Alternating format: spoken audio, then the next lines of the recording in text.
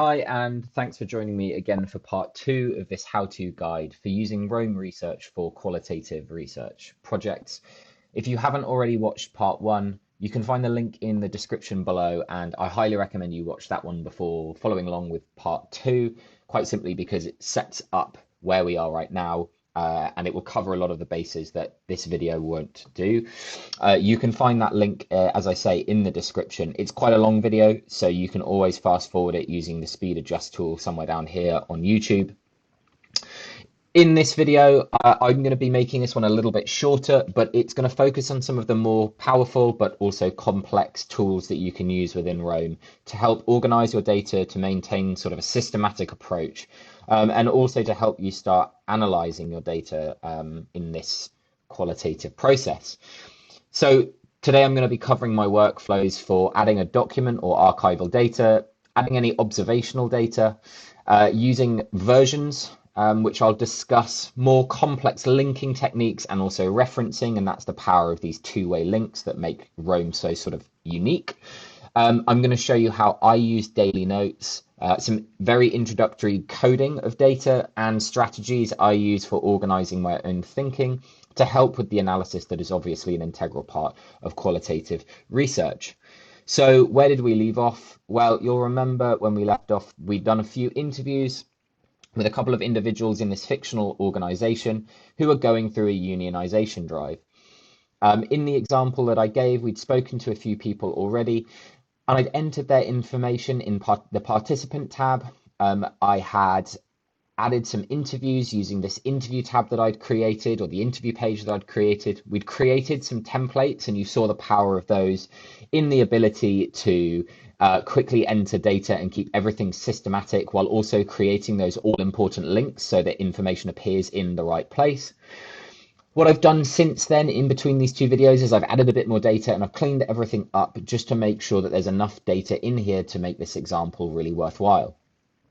So the final thing I did when we last finished the video is I added this final location page as a way of just organizing the different locations that I was observing as I started interviewing these different participants. So what are we going to do today? Well, the first thing I want to do is I want to jump to the interview page. This is a page that I, in my workflow, use a huge amount. And I've mentioned before that the reason that I add them all up here into a more structured format is because I like to see them all in a temporal order. And I've already explained the way in which I title these pages is to add as many sort of links and as much information to each title as possible so that when I'm quickly searching for an interview, I know exactly who it was with, which interview it was, and how many interviews I previously had with that individual. So in this case, I've now had 2 interviews with Sona Paul, I've had 2 interviews with Naira, I've had 1 interview with Paul, I've had 6 interviews overall. So this is my setup, this is my structure, of course. It's entirely dependent on how you want to do it. You just need to make sure that your square brackets are appropriately done. The reason I wanted to come over here was for 2 reasons. First of all, I want to add a bookmark. As I say, bookmarks are incredibly, or shortcuts are incredibly powerful in terms of finding the pages that you need most frequently. You can also drag to rearrange these. So for me, the interview sits right at the top because it's one of the most frequently used tabs. The other thing I'm going to do is I'm going to add an emoji. And the reason is, again, the interview tab, I need to be able to find it really nice and quickly. So I usually use some sort of icon that I can find very quickly to help me identify this interview page. Now, for some reason, this is broken my computer, so hopefully this won't crash, but maybe it will. There we go. So I usually use an icon like this so that immediately when I'm scanning down the side, I know where my interviews are. And it also means later on, if there is an interview referenced or linked in text, I see the star icon and I immediately know, in the same way that I see the little sort of silhouette of a human and I immediately know it's a participant. Similarly, with the location tab, I could put a building or something else as a way of doing that. I'm not going to do it because apparently my laptop doesn't want to play games today. But you see the idea and the power of using little symbols to make certain things more obvious. So now that I've done that, I want to show you the way I add a document. The way I do that is quite simple. I'm just bear with me 2 seconds here. Okay, so the way I add a document is I'm going to first show you my document page, and you'll see that there's nothing in it except for obviously the template that we've already created. And as per normal, if you want to filter these out, you simply shift and click, and therefore it doesn't show up anymore. And the little icon goes red so that you know that it's got something filtered in there. Document page, as I say, currently empty, but I want to start adding some documents that I've received from some of the participants. So the first thing I'm going to do is create a new page, and I'm going to call it Union Handbook. So I've received a Union Handbook from some of the employees in this example, and so I want to quickly add that in. I'm going to suggest that Sonna gave me this document, and it's the Guide for Unionization. So again, standardizing this information, it means that if I go to the document page, suddenly I can immediately have a quick look, and I see that the Union Handbook was sent to me by Sonna Paul. I could add more information. I could say via email or however I wanted to, or whatever I wanted to. Document source, source document. I'm not going to pop that in now. Date produced / date picker allows you to quickly add a date. I'm going to suggest that this was made in 2009. Date accessed was yesterday. So again, / you can do date picker. You can use today for today. You can use tomorrow, and you can also use yesterday. These are just handy shortcuts. And any additional details I want to add or notes that I want to make. I haven't got any right now. So what I want to do is add a new block, and I'm going to add the document. Now, there's a couple of ways to do this. You can do / upload, click that link, and it provides me with my documents, and I can add the document straight in like that. Now I've got a Word document and I've got a PDF of the same thing. The reason is I want to show you how they upload. If I upload the Word document, Roam stores data using Firebase storage, and any document is uploaded and stored on Firebase such as this. So it's provided as a link. Now that's useful because there's essentially a backup of that data, but it's not so helpful because I can't actually see it. Better than using a Word document or an Excel or anything else is, if possible, upload it as a PDF. The reason for that is Roam is able to display PDFs in its platform so you can see it. Now, rather than / upload, the other way that you can upload documents is simply by dragging and dropping. And so that's what I'm going to do here. So I've created a new block. I'm going to drag and drop the Union Handbook PDF this time in. It will upload, and you'll see this time that it will display in a handy sort of PDF viewer, which will allow me to read the information inside Roam without having to use this link. Now, if I click this link, you'll see all it simply does is takes me to a web page, and then it downloads that document for me. That's not super helpful for me. So that's why I generally try and upload things in PDFs and keep, if it's a Word document, if it's an Excel sheet or whatever it might be, I keep a version saved locally in the original form, and then I convert it and upload it. So I've got the view like this.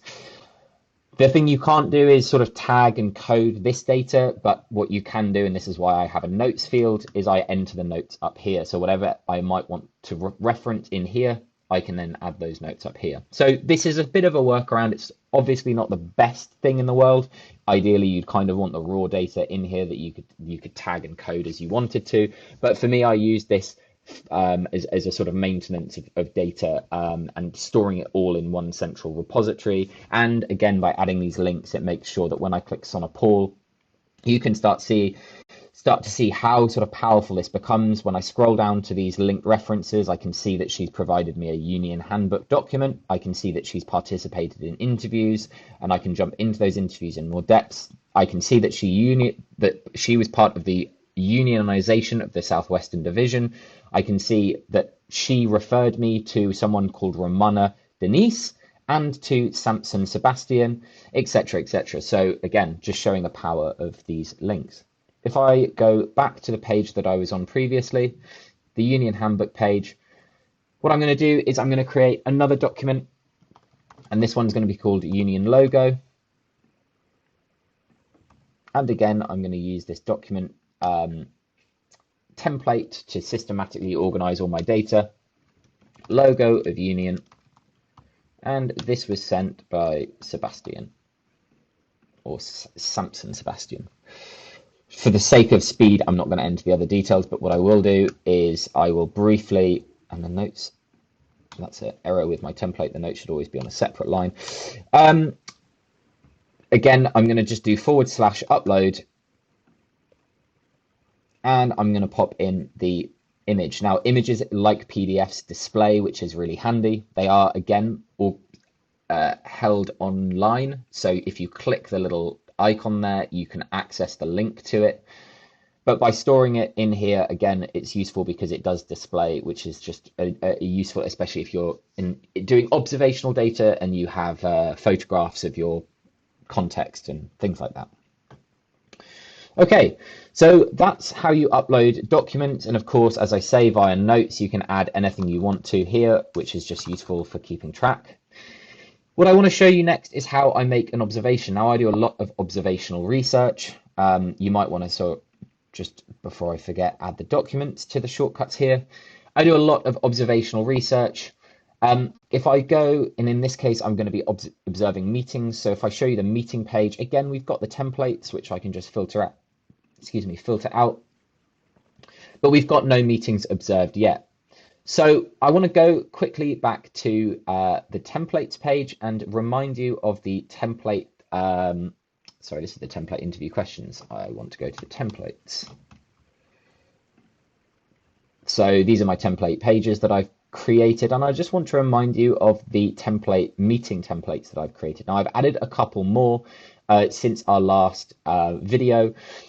And what I've done within this is I've started to populate these templates with attendees who are regularly attending each meeting. You'll remember that I created a number of different meeting templates, and the reason for that is from my experience of observing different settings. The people who attend different settings are quite often relatively consistent, especially when it comes to sort of meeting observations. But again, if you're going into certain contexts, if you're observing a community, a town hall meeting, you might get some of the similar attendees coming every time you go and make your observations. So rather than adding each time those attendees manually, you can pre-populate the attendees who are going to be in your template, so that in a union meeting, I know that generally Paul, Sonna, Diane, Samson, Romana are going to be attending. They might not, and that's absolutely fine, because when I create the meeting and I pull in this this template, I can change these attendees. But what it does is by pre-populating, it just expedites that process a little bit. And I'm going to just create one more just to give you that demonstration of what I'm doing here. So I'm going to be using a Northeastern Division template. Northeastern.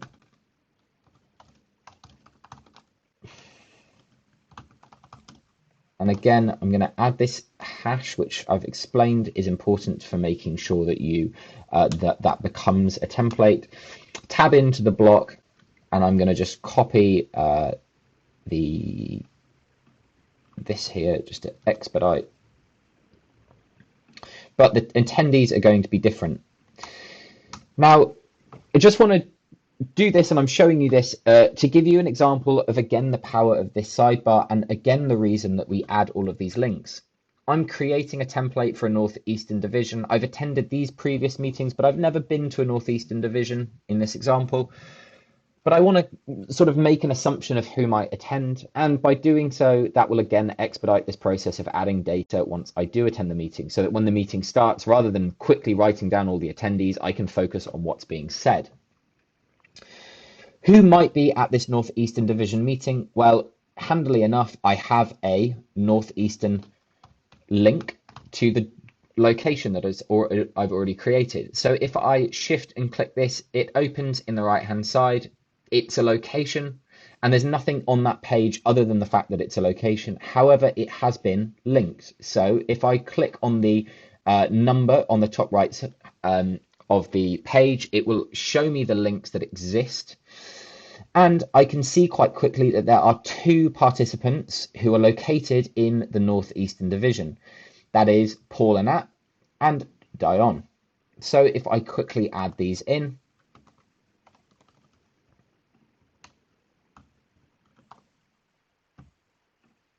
I have a high level of sort of suspicion, let's say, that Paul and Dion will be at this Northeastern Division meeting. And of course, if there are other people, I can add them in later. So if I then want to create a meeting, I'm going to go into the I'm going to, of course, create a new page. There are numerous ways of creating your meeting titles, your meeting pages. The way in which you organize your meeting data is, again, entirely down to you. I generally do the same structure that I use for interviews. But in this case, what I do is I put the fact that it's a meeting and the type of meeting that it is. So Northwestern Division.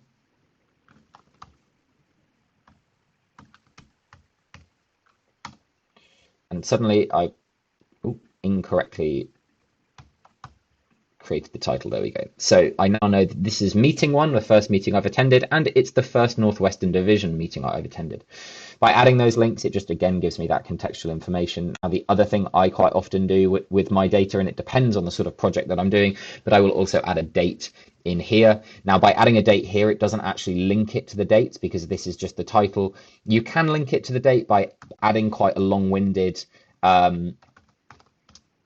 date structure like this, which is the format that Rome requires. I don't do that here. I keep it really nice and simple. So I will do, for example, 17th 04 22 using a UK format,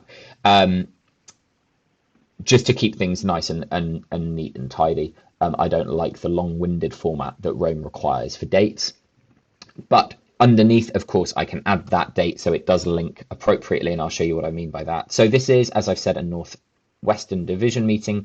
I click that Northwestern Division bookmark or template, and it's populated here. Now I can add the full date. And again, there's multiple ways. You can type date to get your date picker. If it's today, you can hit today, which is what I'm going to do. And there you go. That's the proper full length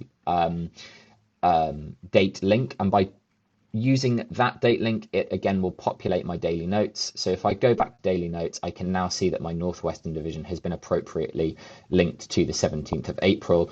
Again, you can see here that I've got my date up in this in the title here. That, as I say, won't serve to link it to here. If I was to delete this, it will disappear from there because it's no longer linked to the appropriate date.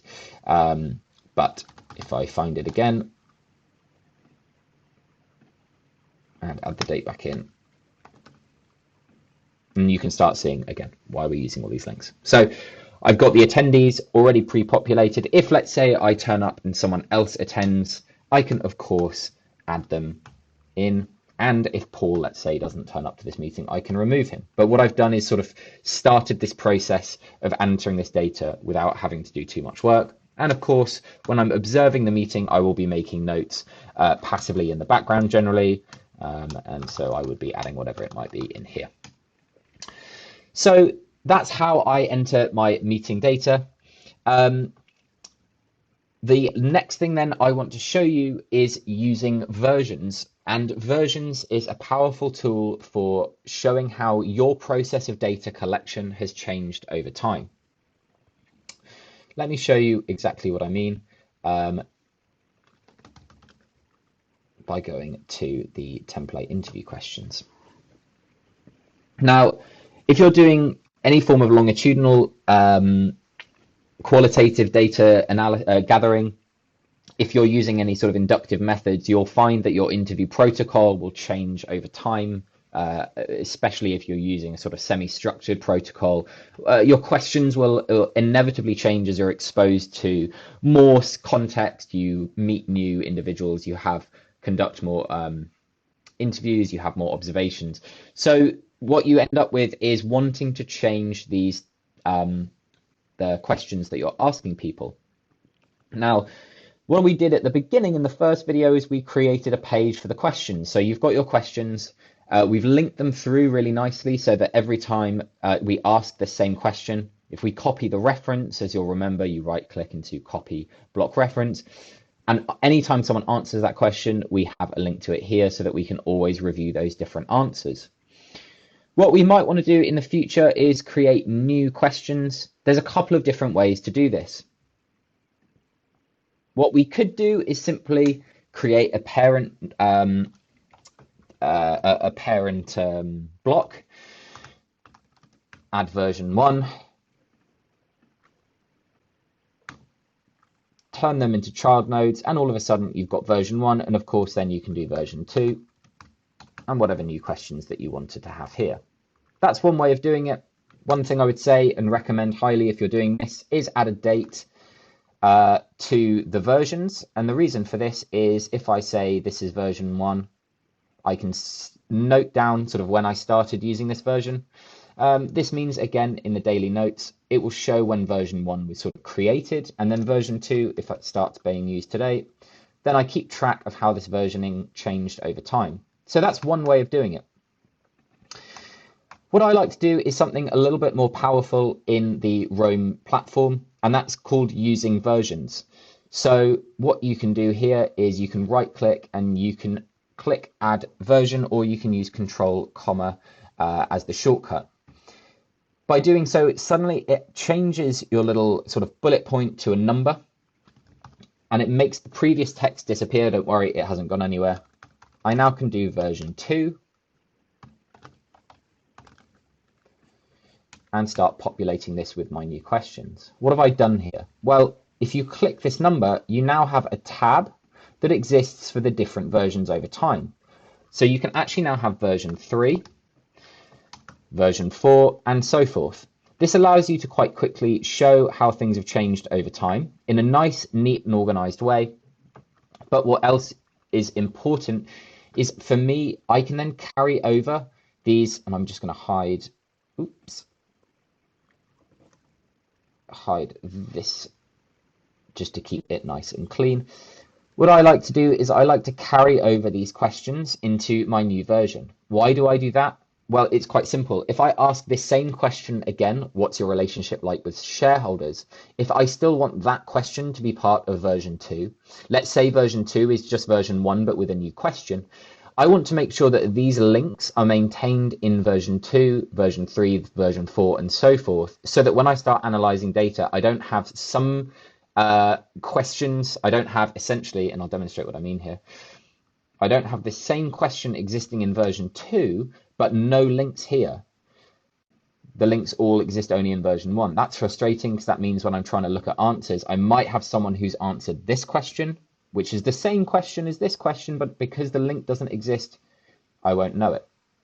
So what I do is, instead of copying the text as is, I copy the questions as block references. In the new version, I paste those block references, and you'll remember they display as these odd little double bracketed texts. You'll notice, however, that by copying the references, I haven't brought those links across. The reason is I've linked back to this original one. So you'll see that 4 has now changed to a 5 because I've just essentially created a new location for those questions. That's not actually what I wanted to do. So what I want to do is I now want to take these, I want to right click, and I want to replace with original. In doing so, I've now moved these original questions into version 2, the links carry forward, and all I want to do now is add my new question. What is your name? Let's say. Then when I have a new interview, I can simply copy these as block references, create a new interview, just very quickly do a random one, interview 6, paste in those questions, go back to my template interview questions, and you'll see now I've had 6 people answer those original questions and 1 answer the new one based on this new date. And you can see how over time, if you have sort of 10 or 20 different protocols, you can keep up to date with having potentially dozens or hundreds of people answer some questions, and as new questions are answered, you can start building up those new answers all in one place. The other thing that's really helpful in all of this is you can start sort of temporally understanding your data. So if you start having answers given to these over time, you can start seeing how the answers change and you can compare between those different answers. Again, that's a really powerful way of tracking what's going on in your data. So I'm just going to go back to my not very well created interview 6 page and just delete that. Okay. So that shows how you use versions. It shows how you update your interview protocols over time. You can, of course, use versions for lots of different things, but for me, I just wanted to give you that as an example. And it also gives you a useful overview of what your daily notes will look like over time. So you can start getting a good glimpse of your changes to your data over time. And as you scroll further back, you'll see it doesn't create pages where there's nothing happened, which is actually really helpful. So I've got stuff that happened on the 11th of April, which was when I got in 2019, I can see here, which was when, of course, that union handbook was produced. On the 4th of April, I created my first default employee questions. I did a lot of interviews on the 16th and so forth. So again, just showing you how that changes over time. What I want to show you quickly is how else I use my daily notes. You can add, of course, information to blocks directly in your daily notes. So for me, this is a way that I start using Roam for my analysis, for my own thoughts. On the 17th of April, I might have had an interesting idea which related to the meeting I observed and the interview I observed, but it doesn't fit neatly in either of those. It was a sort of more holistic observation that I made and I wanted to capture it. So that's where I might use the daily notes just to keep track of my thoughts. So I might say, interesting conflict between Northwestern execs and Union Drive. So I've added this note, but I want to start keeping track of this note and I don't want to lose it in and amongst everything else. And one thing about Roam is, especially if your data set gets large, you can sort of misplace data. You can misplace things quite quickly because this only exists right here. It's not linked to anything else. And so I would have to come back and look at this specific page if I wanted to find this note again. That doesn't work for me because I make notes all over the place and I want to make sure I can always find them. And this is where tagging comes in.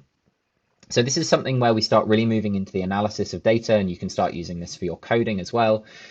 I've made a note here and I want to keep track of this in the future. So there's a number of different ways you can do this. The way I do it is I simply add a link to a page that keeps track of the random thoughts I've had. I generally call this my ideas page. And by adding the ideas link or simply a tag, as I mentioned earlier, the square brackets and the hash do exactly the same thing. I have linked this to a new page called ideas. So I might want to capitalize it. I might want to call it ideas, whatever I want to do. And I generally, again, I add an emoji here. I'll see if my computer wants to play ball. I shouldn't have done that. There we go. So again, this is just a way that I keep track of what's going on. So in the future, if I have lots of sprawling ideas all over the place, I can always find them organized and by date as I move through. And again, this sort of acts as a repository for my developing thoughts as I go through. I have an ideas page. I also have an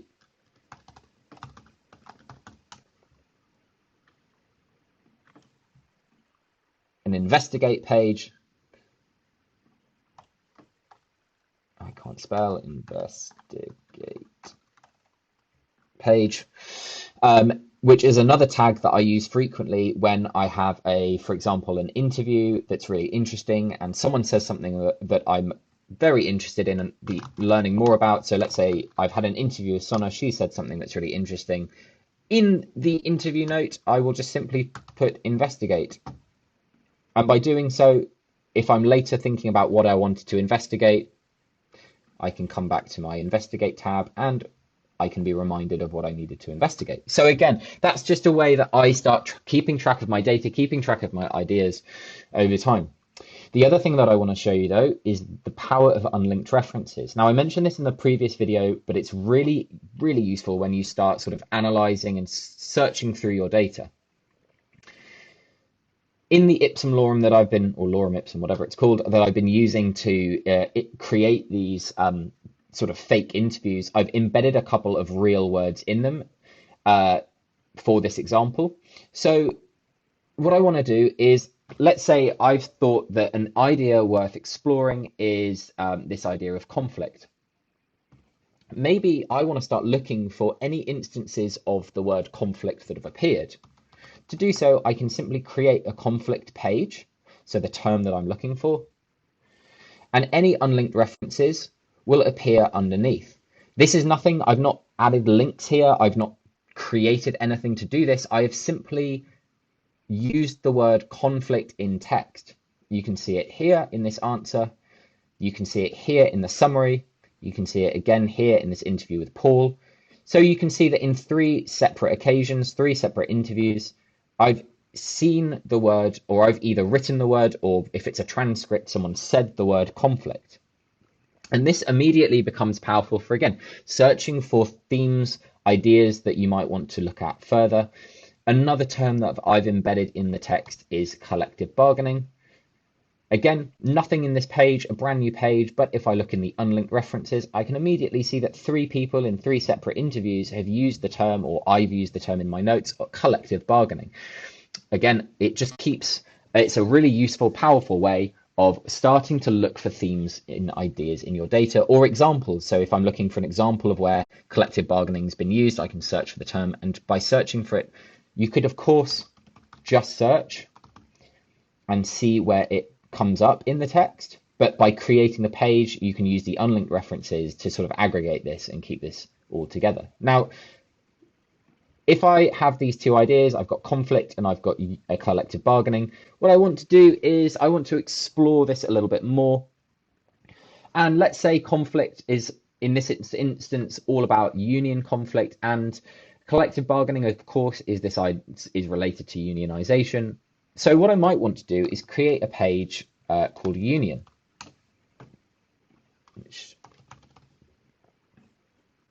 Again, there's nothing here, but I'm sure there will be examples in the unlinked references. In fact, there's plenty of the word union, but I'm not ignoring those for now.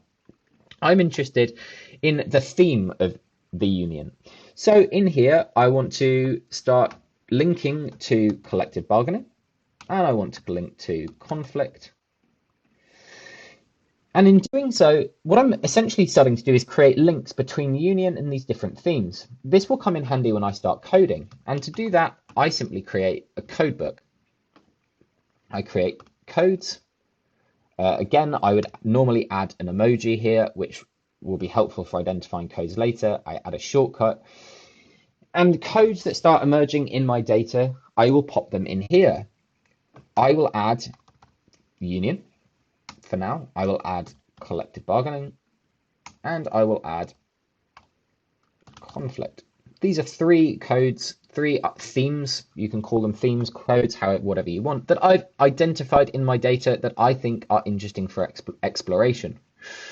The other thing I do is I add a date to when I added each code. And again, the reason for that is it gives me that really important temporal sort of identification for later. So I added conflict today, I added collective bargaining yesterday, and I added the idea of unionization on Friday. The other thing I quite often do is I'll add a child block underneath, and I'll mention what inspired me to add this code. I'll mention anything related. So this was added after a helpful interview with Sonopol, or if I wanted to be even better, after interview 1 Sonopol. That links to the interview, it also links to Sonopol, and again you can see why I embed links within links. So if I go back to Sonopol, I can see all of these things pulled together.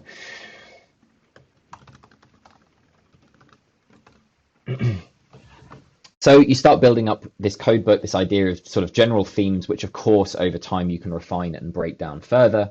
But by adding these dates into it, you start organizing and if like me, you do longitudinal data, you can see how things change over time. However, at the moment, if I go into my conflict tab, I've got some comments about conflict, but I haven't got my own coding going on here. This is just what Rome sort of automatically picked up. I'm letting Rome do all the lifting here, but I might want to add the conflict theme to other interviews I've had with people where they haven't necessarily used the word, but it's there. Or maybe there's examples of broader concepts like culture, which someone might not say the name. So if I add culture to this tab, no one has said culture. No, there's no unlinked references that exist for culture, but I'm interested in the culture of the organization. So how would I use this this code? Well, in my interviews, the way I do this is if someone says something that is really interesting, that I'm interested in, if someone says something that to me is related to culture, in my own notes or in the transcript, I will simply add the hash culture. Similarly, if someone says something else of interest and I think it has to do with conflict, I can add conflict. What I actually end up doing when I get to the coding stage, and here this is just again my personal workflow, is I go into my codes, I go into each individual code, and I bookmark it. And you can do that more quickly. No, you can't. What you can do actually is you can open codes in the right hand side. And again, this just shows you the sort of power of these two things. So I've opened code in the right hand side so that I can just normally left click and open each one by one in the left, which just expedites. And I'm all about being as efficient as possible here. So I add these, which one am I missing? Oh no, I've got all four, great, yeah. So I've got these all four different codes. I'm actually gonna decapitalize that to keep it consistent. What you can't do is add sort of a break or a line here. I'm interested in these codes underneath the codes bar, but as you can see, it's quite hard to identify these. So again, just a little tip or trick, create a page with multiple lines, add this to your bookmarks, drag it to the spot you want it. Oh, dear me, it doesn't want to play. My laptop doesn't like me today. There we go. There we go. So all of a sudden my codes are sort of underneath this line break, and if I want to do it again in the future, I can create a new one. And there are my codes organized sort of neatly. That again is just a little handy trick to sort of help you keep track of what's going on within your sort of workflow. So I've shown you how to use linked references. I've shown you how to use unlinked references. I've shown you how to do versions. The other thing to do is show you the to-do page. Now, I mentioned this very briefly in the previous video, but again, I just want to reiterate the importance of using these to-dos. And again, just to show you how to do that, it's Command and Enter will add it, or you can do it manually by typing in the brackets and the phrasing, or you can, as always, / and type to do, and there it will appear. Now you can enter text after it, so you can enter whatever you want, but you can actually, if you've linked it properly, you can leave it blank. Under the transcript, I've put add. Under this one, I've just put the to do. Under this one, I put add transcript, but I know that if there's a to do under the transcript block, I know that I need to add the transcript. So it again just helps you organize all of this really nicely. So that's where I want to pause this video. Hopefully I've shown you everything that I've promised I would. I've given you an idea of how I organize my thoughts as I move through, the ideas that emerge as I move through, and using the daily notes for that, the ideas that I want to investigate, Again, using links as much as possible. Of course, you can enter things into the investigate page. You can enter things into the ideas page. You can do all of these things in each page, but I generally try and put them into the specific areas in which the idea emerges, or linking it to the date where the idea emerges. And that helps me kind of create this really useful, holistic overview of what can be a really complex data set. I've shown you how to add a document, how to add observational data, as I say, using versions, complex linking and referencing, using daily notes, some basic coding, strategies that I use to organize my own thinking. And I'll just show you what Rome does in terms of creating a graph. So over time, what you start ending up with is a building up of different sort of points of data where, and all of the links are sort of visualized. You can organize it into a closed layout so it looks a bit more sort of organized, and you can see via the size of the node how frequently it's referred to. So for me, interview and participant will always end up being a very, very strong sort of point node or page. And again, if we just go into all pages, you can start seeing how everything builds up really neatly. And you can start seeing which are the most sort of mentioned pages by the number of links that are created. I'm going to pause this video here. I hope it's been helpful. Thank you very much for listening, and I will try and create a third part in which I will talk about using some of the shortcuts and some final ideas in terms of coding and analyzing data in this powerful tool.